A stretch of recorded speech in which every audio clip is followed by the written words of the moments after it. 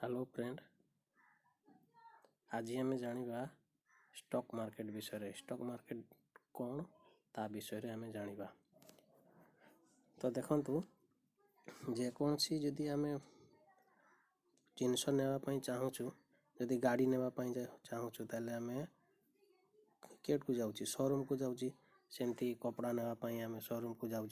सेमती जदि आम स्टॉक नवा ताले हमको स्टॉक मार्केट जीवापाई पड़ो, नले आम स्टॉक नहीं पारिबानी। तो स्टॉक मार्केट गले ही आम स्टॉक नहीं पारिबा।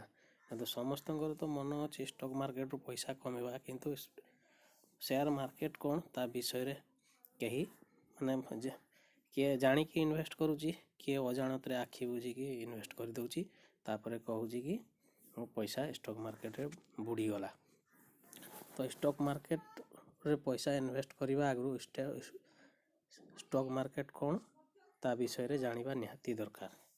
तो जमती आम जो जिनस नौछु से बजार को जाऊँगी, तेबे जाए हमको से जिनस मिलूँ। तो हमको स्टॉक नेवाई केट को जीवापाई पड़ो ना स्टॉक रो बजार। तो स्टॉक हमको स्टॉक रो बजार जीवापाई पड़ो। स्टॉक मार्केट मार्केट माने बजार, तेबे जाए तो आम स्टॉक नहीं पारिबा। स्टॉक बजार रू ही आम स्टॉक नहीं पारिबा। तो एटा को स्टॉक बजार कि स्टॉक मार्केट कि शेयर मार्केट भी कहुए। मार्केट माने बजार, मार्केट माने है बजार। आ शेयर मार्केट रे कहीं आम पैसा इन्वेस्ट करवा, कहीं आम चाहूँ आम प्रत्येक परिवार रे किछि ना किछि आम इनकम करुच। इनकम रु जहाँ खर्च होची, खर्च करा होची, से खर्च भितर जहाँ इनकम रु जहाँ जेतिकी भी बचुची, 1000 बचु कि 2000 बचु कि 3000 बचु, कार 10,000 बचु कि 20,000 बचु, तो आम जाइए बैंक रे रखुची। तो बैंक रे रखिला माने कौन हो, जो हिसाब रे हमर एबे रेट बढ़ी चली जिनिस मानकर, तो सही हिसाब रे हमको बैंक रे रिटर्न मिलूनी। बैंक रे हमको सही हिसाब रे रिटर्न मिलूनी। बैंक रे हमको आम जदि 1000 टଙ୍କା रखुची ताले वर्ष को हमको 4% दउची हला। आ जदि आम स्टॉक सही पैसाटा ही सही जदि आम 1000 टଙ୍କା जदि आम स्टॉक मार्केट रे इन्वेस्ट करवा, ताले हमको हुए तो 15 रु 20% पर्यंत हमको प्रत्येक वर्ष रिटर्न आसी परियो। जदि आम भल कंपनी रे इन्वेस्ट करवा ताले हमको 15 रु 20% रिटर्न दबो। ताले हमर प्रत्येक वर्ष जो जिनसर दाम बढ़िबा हिसाब माने जो प्रत्येक वर्ष रे हमर दाम बढ़ी चलची, तो वर्ष को हमको जदि 100 टंकार आम जिनसटा नो ए वर्ष पाउची, सेटा आसंता वर्ष को हमको 106 टंका देकी किनिबा पई पडुची। तो 6 टंका हिसाब रे बढ़ुची। आ हमर बैंक रे जदि आम पैसा जमा करूछु ताले हमको केते परसेंट दउची, 4%। ताले हमर 2% पैसा माने सेठी कमी जाउची हला। एटी 6% लेखा वर्ष को बढ़ुची, किंतु बैंक रे आम पैसा रखुछु हमको 4% बढ़ुची। ताले से 100 टंकाटा केते को आसी गला, 98 टंका हे गला। 100 टंकाटा 98 हे गला। ताले बैंक रे हमर कमी कमी जाउची। सेति पई आमे पैसा बढ़ेवा पई भविष्यत पई हमको शेयर बाजार को जीवा पई पड़िबो, स्टॉक किनिबा पई पड़िबो, तेबे जाई हमर पैसाटा बढ़िबो। तो स्टॉक किनिबा को हेले हमको स्टॉक मार्केट जीवा पई पड़िबो। स्टॉक मार्केट क्या कहा जाए, स्टॉक मार्केट हमर अनेक गुड़ाए अच्छी आमर भारत रे, किंतु आमे जोठी बेसी ट्रेड होची, जोठी लोक माने बेसी किणा बिका करछंती, सेठी को ही आमे जीवा। तो सही गुड़ा हैला बॉम्बे रे अच्छी, तांको ना हैला गोटे रो ना हैला NSE आ गोटे रे हैला BSE। एटा दीटा जाको बॉम्बे रे अच्छी, NSE और BSE। तो NSE रो फुल फॉर्म हैला नेशनल स्टॉक एक्सचेंज,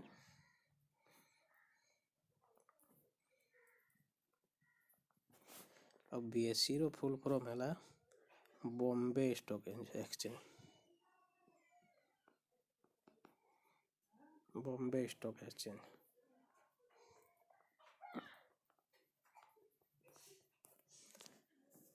NSE ର ଫୁଲ୍ ଫର୍ମ ହେଲା ନ୍ୟାସନାଲ୍ ଷ୍ଟକ୍ ଏକ୍ସଚେଞ୍ଜ, BSE ର ଫୁଲ୍ ଫର୍ମ ହେଲା ବମ୍ବେ ଷ୍ଟକ୍ ଏକ୍ସଚେଞ୍ଜ। ତ ଆମେ ଏତେ ଜାଣିପାରିଲେ ଯେ ତାହେଲେ ଷ୍ଟକ୍ କିଣିବାକୁ ହେଲେ ଆମକୁ ଷ୍ଟକ୍ ବଜାର ଯିବା ପାଇଁ ପଡ଼ିବ, ଆଉ ସେ ଷ୍ଟକ୍ ବଜାରର ନାମ ହେଲା NSE ଆଉ BSE ହେଲା। NSE BSE କୁ ଆମକୁ ଯିବା ପାଇଁ ପଡ଼ିବ। ତ ଆମେ ଡାଇରେକ୍ଟ ତ ଯାଇକିରି NSE BSE ରୁ ନେଇପାରିବାନି ଷ୍ଟକ୍। ଆମକୁ ପ୍ରଥମେ 1 ନମ୍ବରରେ ଆମକୁ ଗୋଟେ ବ୍ରୋକର ପାଖରେ ଖାତା ଖୋଲିବା ପାଇଁ ପଡ଼ିବ, ଷ୍ଟକ୍ ମାର୍କେଟର ଟ୍ରେଡିଂ ଖାତା, ଇନଭେଷ୍ଟିଂ ଖାତା। ବ୍ରୋକର ପାଖରେ ଯାଇକି ଆମକୁ ଆକାଉଣ୍ଟ ଖୋଲିବା ପାଇଁ ପଡ଼ିବ। ଆକାଉଣ୍ଟ ଖୋଲିଲା ପରେ ସେ ବ୍ରୋକର ଥ୍ରୋରୁ ଯାଇକି ଆମେ NSE ରୁ ଟ୍ରେଡ୍ କରିପାରିବା। ଟ୍ରେଡ୍ କରେ କିମ୍ବା ଇନଭେଷ୍ଟ କରେ। ସେ ଟ୍ରେଡ୍ ଆଉ ଇନଭେଷ୍ଟ ବିଷୟରେ ମୁଁ ଆଗାମୀ ଭିଡ଼ିଓରେ କହିଦେବି, କିନ୍ତୁ ଏଇ ଭିଡ଼ିଓରେ ଆମେ ଦେଖିବା ଷ୍ଟକ୍ ମାର୍କେଟ କ'ଣ। ତ ଏ NSE BSE ରୁ ଯାଇକି ଆମେ କେମିତି ସେୟାର ନେଇପାରିବା ନା ବ୍ରୋକର ଥ୍ରୋରୁ, ମାନେ ବ୍ରୋକରରେ ଆମେ ଆକାଉଣ୍ଟ ଖୋଲିବା, ତାପରେ ଆମେ ଯାଇକିରି ଟ୍ରେଡ୍ କରିପାରିବା।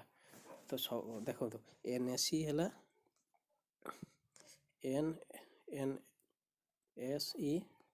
NSE ହେଲା ନ୍ୟାସନାଲ୍ ଷ୍ଟକ୍ ଏକ୍ସଚେଞ୍ଜ। ତ ନ୍ୟାସନାଲ୍ ଷ୍ଟକ୍ ଏକ୍ସଚେଞ୍ଜରେ କେଉଁ 1600 କମ୍ପାନୀ ଏଠି ଲିଷ୍ଟିଂ ଅଛନ୍ତି। ଆଉ ବମ୍ବେ ଷ୍ଟକ୍ ଏକ୍ସଚେଞ୍ଜରେ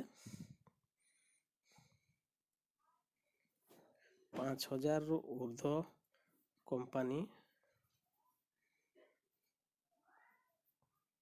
କମ୍ପାନୀ ଲିଷ୍ଟିଂ ଅଛନ୍ତି। ତ ଆମେ ଜାଣିବା କେମିତି ଯେ NSE ଭଲ ନା BSE ଭଲ ହେଲା। ତ ଆମେ ଜାଣିବାକୁ ଚାହିଁଲେ ଆମେ NSE ବି ଭଲ। NSE ହେଲା 1992ରେ ତିଆରି ହେଇଛି। ଏଇ ଆଗରୁ BSE ଥିଲା। ଏସିଆରୁ ସବୁଠୁ ପୁରୁଣା ହେଲା BSE। BSE ହେଲା 1875ରେ ଆରମ୍ଭ ହୋଇଥିଲା। BSE ହେଲା ସବୁଠୁ ପୁରୁଣା ଆମ ଏସିଆର। 1875ରେ ତିଆରି ହେଇଥିଲା। ଏଇଟା ସବୁଠୁ ପୁରୁଣା।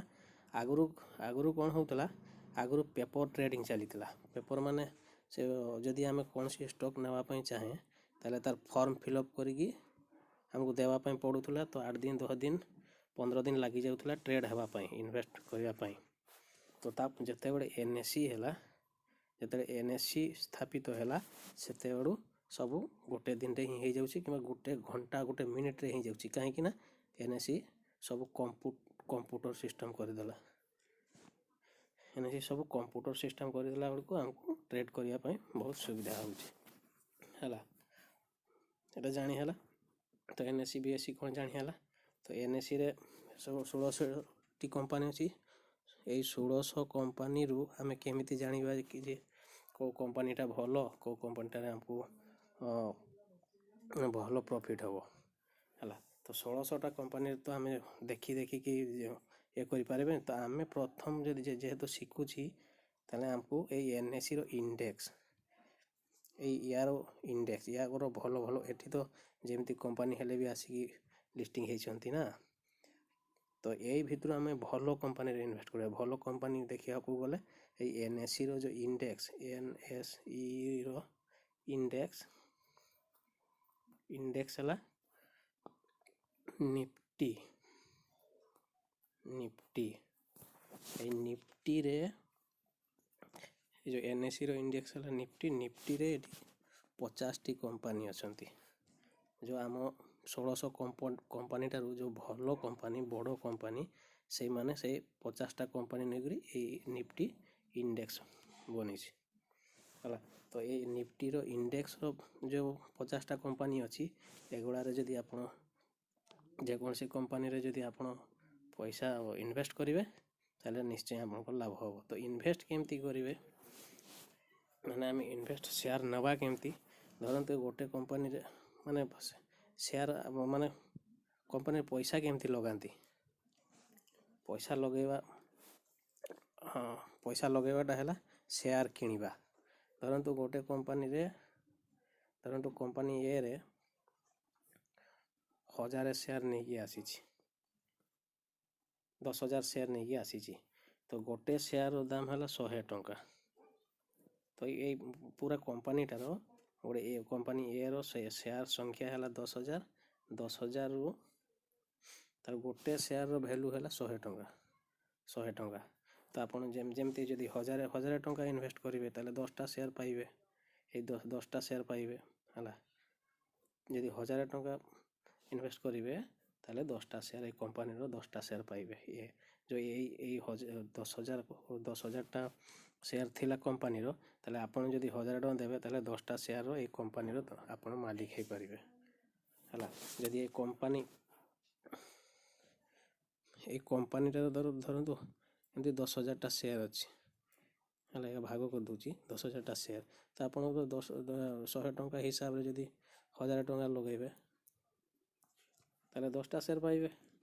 10ଟା ସେୟାର ପାଇଲେ ଆପଣଙ୍କର ଏଇ କମ୍ପାନୀର କିଛି ଅଂଶର ମାଲିକ ହେଲେ ଆପଣ ହେଲା। ସେ 10,000 ଭିତରୁ ଆପଣଙ୍କ ପାଖକୁ 10ଟା ସେୟାର ଆସିଲା। ଯଦି କମ୍ପାନୀ ସେମିତି ଆପଣ 10ଟା ନେଲେ, ମୁଁ 10ଟା ନେଲେ, ସେ 10ଟା ନେଲେ, 10ଟା କରିକି କମ୍ପାନୀ ପାଖରେ ଯଦି 50ଟା ଅଛି ଆଉ 50ଟା ପାବ୍ଲିକ୍ ପାଖକୁ ପାବ୍ଲିକ୍ ମାନେ ଟ୍ରେଡ୍ କରୁଛନ୍ତି, ତାହେଲେ ଏଇ କମ୍ପାନୀର ଏଇ 100ଟାର ଯେଉଁ ଭ୍ୟାଲୁ ବଢ଼ିଲେ ଆପଣଙ୍କର ଏଇ 10ଟାର ବି ଭ୍ୟାଲୁ ବଢ଼ିବ। ଯଦି 1000 ଟଙ୍କାର ଯଦି ଏଇ କମ୍ପାନୀ ପୁରା ଟୋଟାଲଟାରେ ଯେତିକି ପରସେଣ୍ଟ ହିସାବ କରୁଛି, ଆପଣଙ୍କ ସେୟାର ହିସାବରେ ସେଇ ପରସେଣ୍ଟେଜ ଆପଣଙ୍କୁ ଦିଆଯିବ, ମାନେ କମ୍ପାନୀମାନେ ଦିଅନ୍ତି। ତ ସେଇ ହିସାବରେ କମ୍ପାନୀ ଯେତେ ବଢ଼ି ଚାଲିବ, ମାନେ ସେୟାର ଭ୍ୟାଲୁ ଯେତିକି ବଢ଼ି ଚାଲିବ, ଆପଣଙ୍କ ପଇସା ବି ସେଇ ହିସାବରେ ବଢ଼ି ଚାଲିବ। ସେମିତି BSEରେ ବି, BSE ହେଲା ବମ୍ବେ ଷ୍ଟକ୍ ଏକ୍ସଚେଞ୍ଜ, ତ BSEର ଇଣ୍ଡେକ୍ସ ହେଲା, BSEର ଇଣ୍ଡେକ୍ସ ହେଲା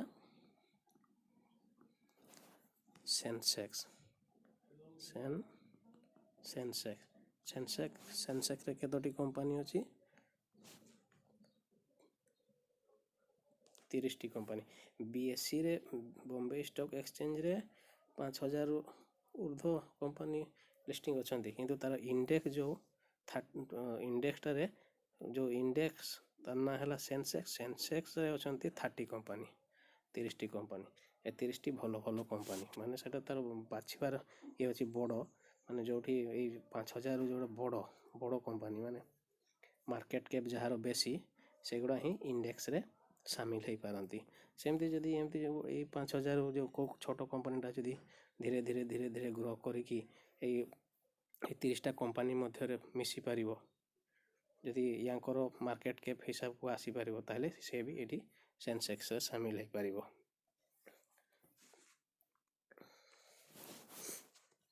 ତାହେଲେ 30ଟା କମ୍ପାନୀ ଯଦି ଏଇ ଇଣ୍ଡେକ୍ସକୁ ଆସୁଛି, କମ୍ପାନୀ ମାନେ କେମିତି ଆସୁଛନ୍ତି? ଧରନ୍ତୁ ବଡ଼ କମ୍ପାନୀ ବୋଲି ଆମେ ଜାଣିବା କେମିତି? ବଡ଼ କମ୍ପାନୀକୁ ଆମେ ଜାଣିବାକୁ ଗଲେ ତାହେଲେ ତାର ଫ୍ରି ଫ୍ଲୋଟ୍ ମାର୍କେଟ କ୍ୟାପ୍ ଦେଖିବା ପାଇଁ ପଡ଼ିବ। ଫ୍ରି ଫ୍ଲୋଟ୍ ମାର୍କେଟ କ୍ୟାପ୍,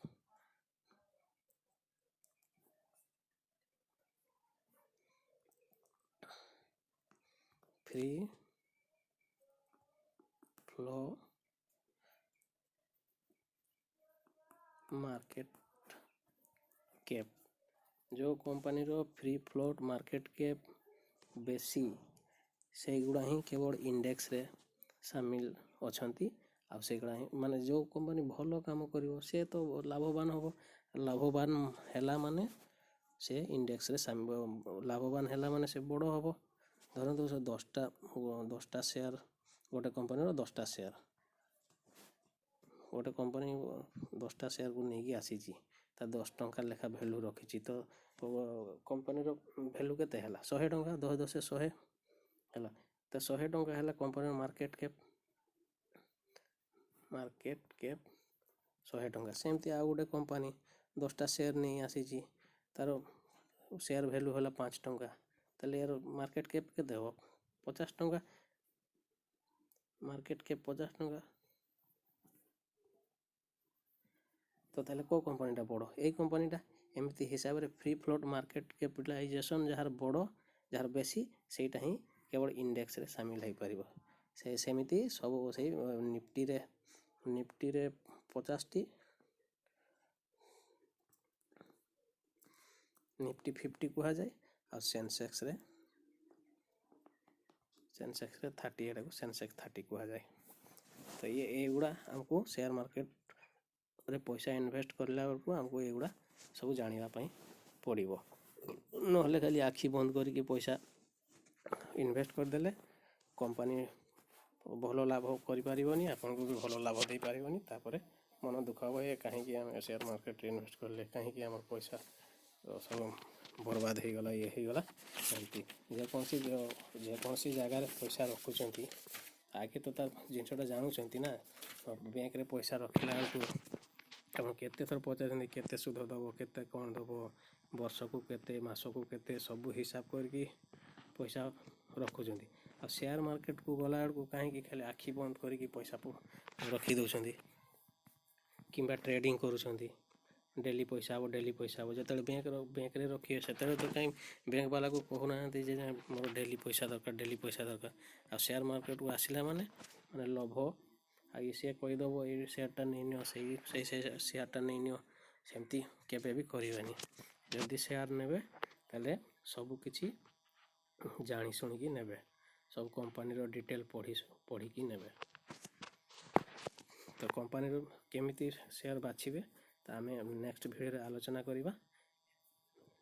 ଏ ଭିଡ଼ିଓ ପାଇଁ ଏତିକି। ଯଦି ଭିଡ଼ିଓ ଭଲ ଲାଗିଲା ତାହେଲେ ଭିଡ଼ିଓଟିକୁ ଲାଇକ୍ କରିବେ, ଚ୍ୟାନେଲକୁ ସବସ୍କ୍ରାଇବ୍ କରିବେ। ନମସ୍କାର।